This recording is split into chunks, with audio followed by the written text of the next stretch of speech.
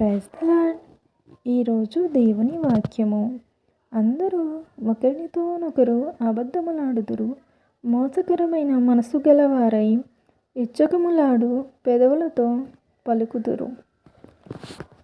దేవుడు ఈ వాక్యం ద్వారా మనతో చెప్పున్నది ఏమంటే, మనుషులు ఒకరితోనొకరు అబద్ధములు మాట్లాడటం, హృదయంలో ఒకటి ఉండి బయటకు ఇంకొకటి చెప్పడం, మోసపూరితమైన మాటలు మాట్లాడటం జరుగుతుందని.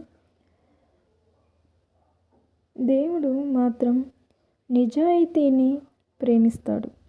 మన మాటలు పరిశుద్ధంగా, సత్యంగా ఉండాలి అని ఈ వాక్యం మనకు గుర్తు చేస్తుంది. చిన్న ప్రార్థన. ప్రభువా, నా హృదయమును పరిశుద్ధపరచుము. అబద్ధములు మాట్లాడుట కాకుండా సత్యమును పలుకుటకు నన్ను నడిపించుము. నా పెదవులు నీకు ఇష్టమైన మాటలనే పలికేలా చెయ్యుము.